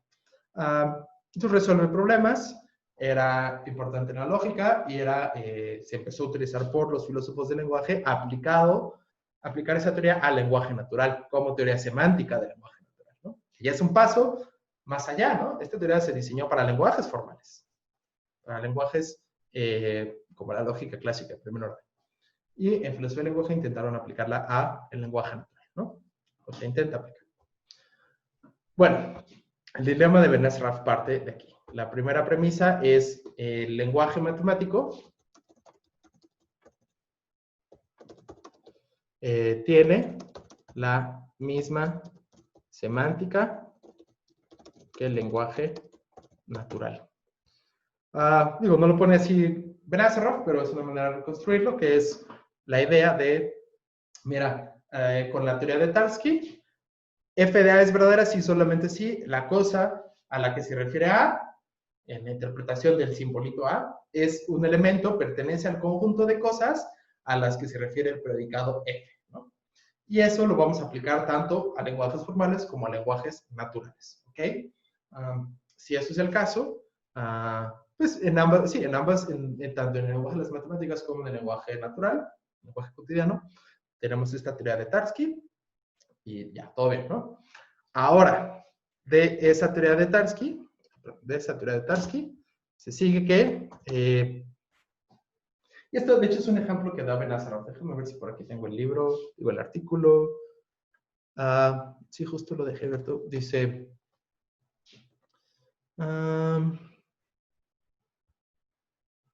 fíjense, dice Benacerraf, ¿no? Dice, consideren los dos enunciados siguientes. Hay al menos 3 ciudades más grandes, hay al menos 3 ciudades grandes más antiguas que Nueva York. Segunda oración, hay al menos 3 números perfectos mayores que 17. Y pregunta Benacerraf, ¿tienen la misma forma lógico-gramatical? Más específicamente, ¿tienen ambos la forma, hay al menos 3 elementos de FG que tienen la relación R con A? No importa. El punto es, sí, la semántica de Tarski la vamos a aplicar tanto en lenguajes matemáticos como en lenguajes naturales. El diagnóstico va a ser el mismo. Para afirmaciones del tipo, existe una cosa, o sí, voy a ponerlo con la notación canónica, ¿no? Por ejemplo, cuando yo digo, hay números primos mayores a 1, tiene eso la misma forma gramatical, lógico-gramatical, que cuando yo digo, hay gente que es más alta que yo. Y la respuesta es, si la respuesta es sí, le podemos aplicar la misma teoría de Tarski, porque su forma sería esta. Hay al menos una X, tal que X está en la relación, perdón, X está en un cierto orden, es mayor en cierto orden a una cosa particular A, ¿no? Entonces, la afirmación, hay gente que es más alta que Carlos, tiene esta forma porque sería, aquí, veanlo acá, hay al menos una X, tal que esa X es más alta, todo mal los circulitos de énfasis. Hay al menos una cosa, tal que esa cosa es más alta que Carlos, ¿no? Y ya. Hay al menos un número, tal que ese número es un primo mayor que, bueno, faltaría aquí poner primo, ¿no? Pero no importa. Es un primo mayor que el número 1. Y ya. Entonces, si tienen la misma estructura lógico-gramatical, se le aplica la misma teoría semántica, pero la teoría semántica nos va a decir que esta oración, una oración de esta forma, como la que acabamos de ver, es verdadera siempre y cuando, ¿qué tiene que pasar acá? Bueno, no expliqué los cuantificadores, pero bueno, créanme que así es en la semántica de Tarski, si no la vieron, pero siempre y cuando existe una tal cosa X que está en la interpretación de la relación ser mayor que con la interpretación de la cosa A, ¿no? Del nombre A, ¿no? Entonces, en ambos casos se requiere que existan esas cosas, personas más altas que yo, números primos más grandes que 1, que sean más, sí, que se requiere que existan esas cosas para que la oración sea verdadera, ¿ok? Es que ahora me quedé pensando, creo que los números primos por definición no incluyen a 1, ya no sé, es medio arbitrario, pero supongamos. Ok, entonces, a fin de cuentas, de lo que aquí se sigue, de 1 se sigue que si el lenguaje matemático tiene la misma semántica y, por supuesto, también la misma estructura lógico-gramatical, bueno, que tiene la misma estructura lógico-gramatical es más o menos obvio, pero si tienen la misma semántica que el lenguaje natural, entonces existen entidades matemáticas, ¿no? A partir de 1, ¿no? Esta sería una consecuencia, entonces, de la primera premisa. ¿Ok? Bueno, la siguiente premisa es, pero las entidades matemáticas son entidades abstractas, ¿no?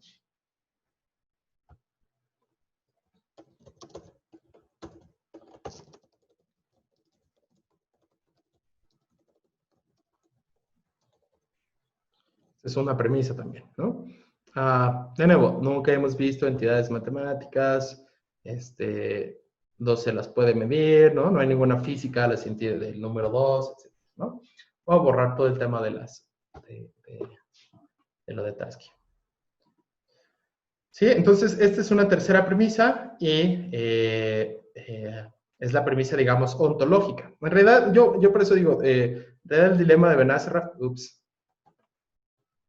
no.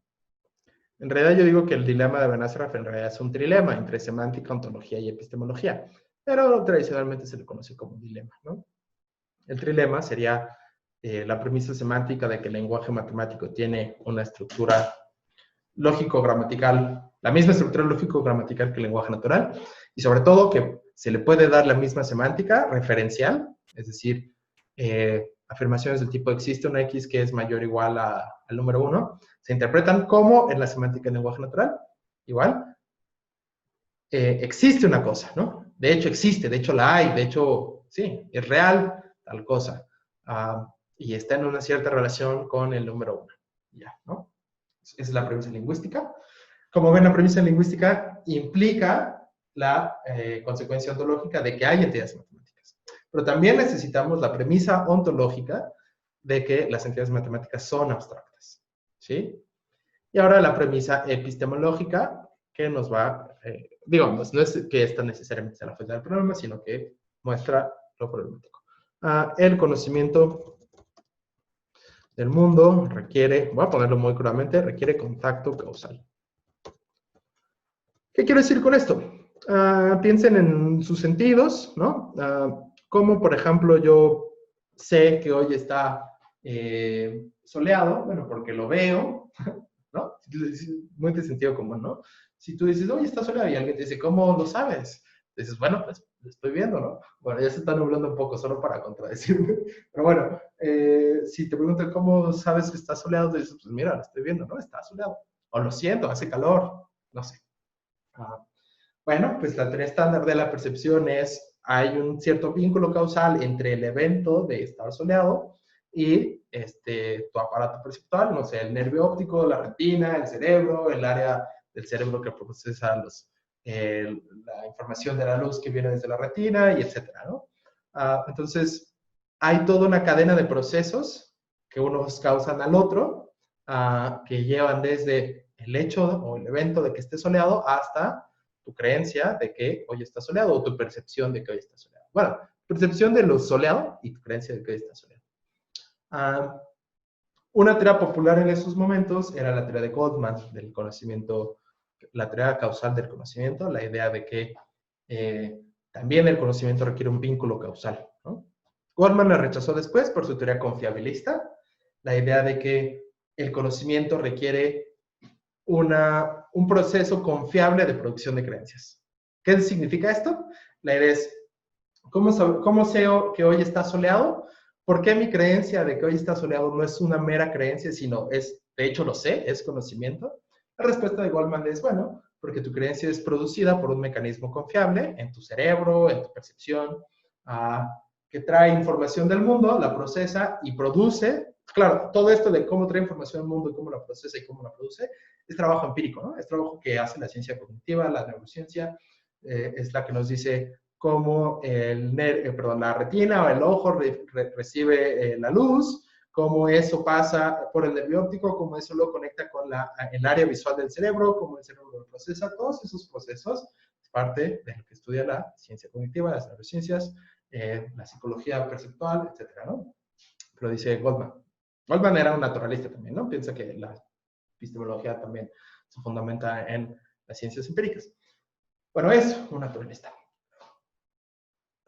En fin, y entonces, bueno, ¿cómo es que mi creencia es no mera creencia, sino conocimiento? Bueno, porque hay un mecanismo, de nuevo, que produce esa creencia a partir de otros datos, pueden ser otras creencias o datos de la percepción, o bueno, sí, información perceptual.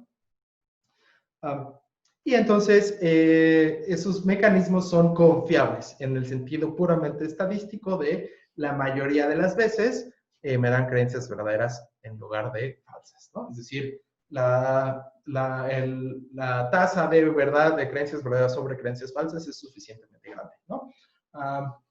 Ya, entonces, esa es la teoría de Gottman del confiablismo en un minuto. Por supuesto, es muy debatida y hay muchas cosas, pero obviamente esta es epistemología. El punto es, incluso con la teoría causal, perdón, incluso sin la teoría causal de Ben-Azarraf, uno se puede preguntar, bueno, ¿qué mecanismo confiable hay para suponer que puedo tener conocimiento de objetos matemáticos si no puedo tener percepción de ellos, ¿no? Entonces, no es lo mismo que la teoría causal, pero dice, bueno, ahora el reto es si no tengo percepción, si no tengo ningún vínculo causal con los objetos matemáticos, porque, pues por definición, o por la premisa 3, son entidades abstractas y por definición no pueden causar nada, no pueden producir nada, no me pueden enviar luz, literalmente luz, fotones que lleguen a mi ojo, que impacten en la retina y que causen una creencia que fue procesada por mi cerebro de que el número 2 más 2 es igual a 4, ¿no? No producen ondas de sonido, no producen, no pueden afectar mi sentido olfativo, no los puedo tocar, ¿no? Etcétera. No puedo sentirlo con el sentido kinestésico, lo que sea que haya, no puedo tener percepción de ellos.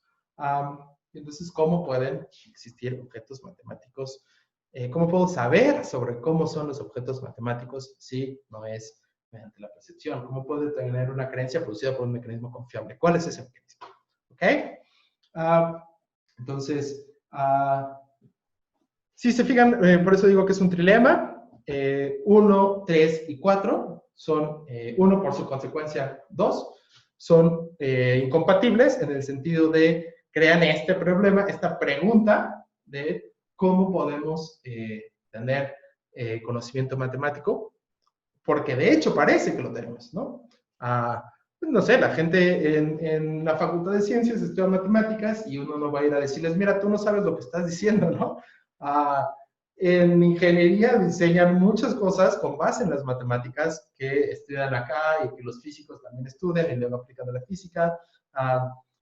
Nuestra vida más cotidiana, si quieren, está dictada o está muy determinada, mejor dicho, por las políticas económicas que también son diseñadas con base en teorías económicas que también requieren de matemáticas, ¿no? Y así muchísimas cosas. El agua que tomamos, la comida que cocinamos, ¿no? La comida que nos venden en el súper, pues química orgánica que también requiere, o química de alimentos, no sé, que también requiere matemáticas. Todo eso requiere matemáticas. La pregunta, entonces, a partir del teorema de Ben-Azarraf es, ¿cómo es eso posible? ¿No? ¿Cómo es posible que podamos tener conocimiento matemático aplicable a la realidad o incluso dentro de las matemáticas puras? ¿Cómo puede eso pasar si los objetos matemáticos son abstractos, no causales, a partir de la idea de que el lenguaje matemático tiene la misma semántica tarskiana, ¿no? Fíjense, es un problema grave en el fundamento del conocimiento de las ciencias enteras, ¿no? Y eso. Ok, con eso. Dilema de Ben-Azarraf. Bueno, voy a mencionar una solución rápida antes de terminar, un poco porque ya no quisiera como profundizar mucho en esa solución, pero nada más. Entonces, el trilema entonces de nuevo está 1, 3 y 4 y 2 se sigue de 1, ¿no? Ya vimos cómo es la inferencia, el lenguaje matemático tiene la misma semántica que sería la tarskiana, de ahí se sigue que hay entidades matemáticas que existen. 3 es un postulado ontológico y 4 es un postulado epistemológico, ¿no? Entonces lo podemos ver como un reto. Bueno, si tú crees que una de estas es falsa, dime cómo puedo entender a las matemáticas, al conocimiento y a la naturaleza del lenguaje y de los objetos matemáticos de otra forma, ¿no? Y eso va a requerir profundas reformas, por decirlo así, en alguna de esas áreas, ¿no? En la semántica o en la epistemología o en la ontología.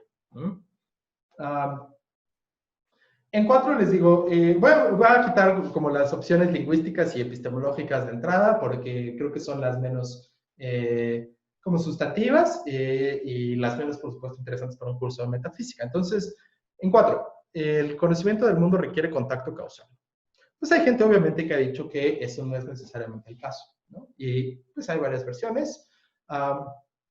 Uno puede tener una epistemología kantiana de las matemáticas, del tipo, bueno, las matemáticas las conocemos a partir de la estructura de la percepción, ¿no? Las formas puras de la percepción, de la intuición y esto. Claro, entonces ahí uno se pregunta si es compatible con el realismo. Pareciera que no. Pero quizás se podría tener una epistemología kantiana de otra forma, que no fuera incompatible. No sé, la epistemología psicologista, por supuesto, ¿no? Los números son solo conceptos que utilizamos por organizar la experiencia, y ya, ¿no? Quizá haya ahí objetos matemáticos, vamos a verlo la próxima que mencione a Maddie. Bueno, lo siguiente, otra posibilidad es la epistemología de Gödel, que Gödel la propone en, híjole, creo que es una carta ahora que lo pienso, o es hay un pequeño articulito de las obras de Gödel que se llama Mis 10 principios filosóficos o algo así, no sé si, y también creo que ya recordé, en un artículo sobre la teoría de conjuntos de Cantor. Bueno, lo que dice Gödel, este famoso lógico matemático de mediados del 20, probablemente el más grande lógico después de Aristóteles y de Frege, ¿no? Algunos dicen eso. Bueno, Gödel decía, bueno, ¿cómo conocemos a los objetos matemáticos? Tenemos una capacidad de intuición, ¿no? Para tener contacto con los objetos matemáticos. Digo, obviamente no es lo mismo, pero Platón tenía esta idea de que el alma es inmortal, y que hay un alma, y que además es inmortal, y que cuando te mueres vas al cielo de las formas.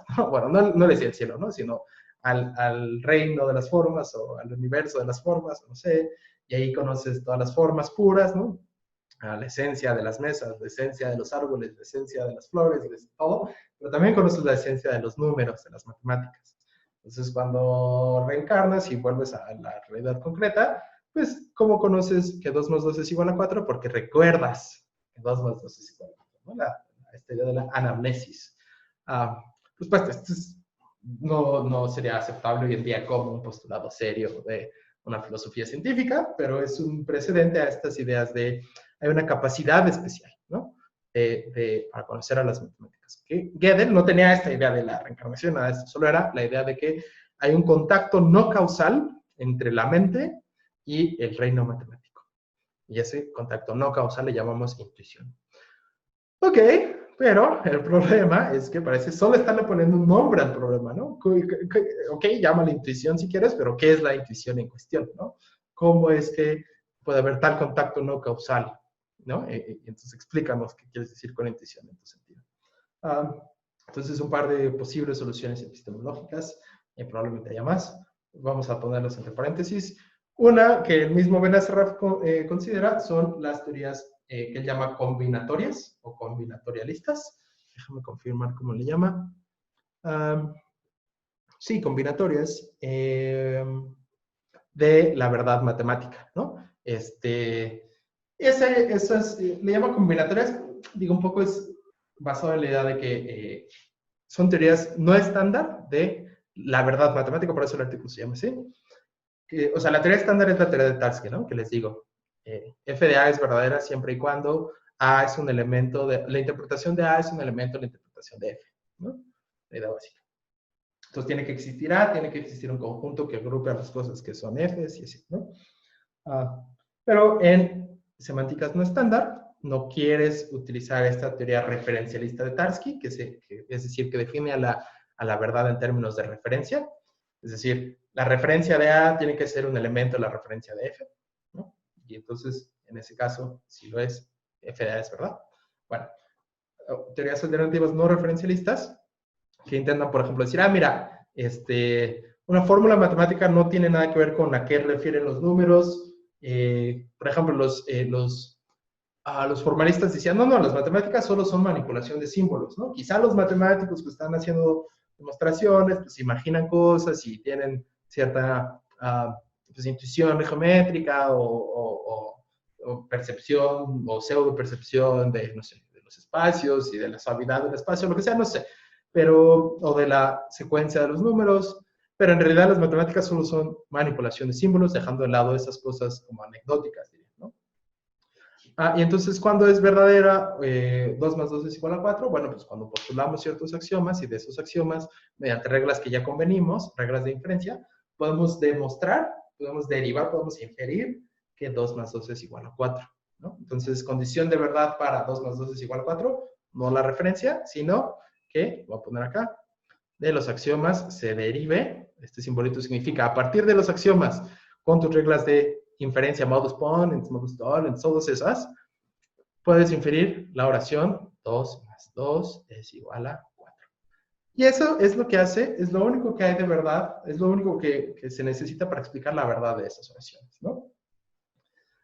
Entonces, no requieres inferencia, no requieres, perdón, referencia, no requieres suponer que hay tal cosa como el 2 y esas cosas metafísicas raras. Y la objeción ahí es obvia, es el dilema, perdón, el teorema de Gödel, bueno, el segundo teorema el teorema de la incompletitud de la aritmética de Gödel, que básicamente te dice en la aritmética así, la básica, la aritmética de Peano, la que nos permite probar que 2 más 2 es igual a 4, hay más oraciones verdaderas que las que puedes demostrar. En ese sentido, la aritmética es incompleta. ¿Qué significa más oraciones verdaderas? Que si tú tomas la teoría de Tarski, básicamente, puedes crear un modelo, es decir, una interpretación y un dominio de un conjunto de cosas, en el que una cierta oración pues es verdadera, la referencia de sus símbolos pertenece a la referencia de los predicados, digamos así. Entonces, hay ciertas fórmulas de la aritmética que son verdaderas, pero que tú no puedes demostrar. A partir de tus axiomas y con tus reglas especificadas, tú no puedes demostrar esa oración, porque te contradirías, ¿no? Gödel, de hecho, utiliza así como, vamos a decirlo así, truquitos parecidos a la paradoja del mentiroso, la autorreferencialidad, pues, ¿no? Sí, esa es la idea básica. Entonces, sí, teorema de incompresión de Gödel, hay más cosas, hay más fórmulas verdaderas que las que tú puedes demostrar, y por lo tanto, el concepto de demostrabilidad está más reducido que el concepto de verdad semántica referencial. Por lo tanto, demostrabilidad no puede ser verdad, ¿no? Porque es distinto, simplemente son distintos conceptos. Uno podría decir, bueno, pero es una petición de principio porque estás justo utilizando la teoría referencial de la verdad, ¿no? Pero es matemáticamente bastante bien aceptado que el teorema de incompresión de Gödel, ¿no? Es un teorema estándar y sería demasiado rechazarlo por estas ideas, ¿no? Entonces, sí, la solución de tomar a la verdad como demostrabilidad, por ejemplo, como una semántica no estándar, pues tiene problemas con el teorema de Gödel. Y digo, hay otros intentos y así, pero eso es una de las opciones que Benacerraf mismo considera, que son alternativas a la teoría estándar y que no te permiten derivar la existencia de objetos matemáticos. Solo tienes manipulación de fórmulas, símbolos. Dices, mira, son puros símbolos, son cosas que yo escribo, que yo veo, no hay problema ahí, ¿no? O sea, ahí está el número 2, ahí es ese símbolo, esa inscripción. Oye, pero aquí si yo dibujo otro 2 aquí, fíjate, perdón, si yo dibujo aquí otro 2, entonces, ¿cuál es el 2? ¿No? Otras preguntas también no fáciles de responder para estas teorías formalistas. Pero, ¿qué digo? Claro, por supuesto que se explora. Bueno, entonces ya nos libramos del lenguaje de las respuestas lingüísticas y las respuestas epistemológicas. No es que nos hayamos librado, es que pongo entre paréntesis, les cuento un poco cómo está el panorama, pero sí, no parece que por ahí se pueda avanzar demasiado, ¿no? Eso es solo, es lo único que quiero decir. Entonces, por supuesto, ahora, esta ya la tratamos, esta ya la tratamos, y por supuesto ahora el problema va a ser si existen las entidades matemáticas y si son entidades abstractas, ¿no? Y eso es lo que ahora sí vamos a ver la próxima, porque ya se acabó. Hice mucha introducción a todo este tema, pero igual quería como un poco, me pareció importante ver un poco el trasfondo epistemológico de Quine, en la filosofía de la ciencia, en la filosofía de la epistemología y la filosofía del lenguaje, etcétera, de Quine, un poco pues sí, para darle sentido a todo esto. Y la próxima, entonces, revisar el logicismo de Frege, lo voy a explicar un poco, ¿no? La idea es un platonismo, Frege era platonista, pensaba que sí, que los objetos matemáticos son objetos abstractos, y explicarles cuál es la solución de Frege con su logicismo, cómo podemos tener conocimiento de entidades abstractas, dice Frege, bueno, pues porque son entidades lógicas, ¿no?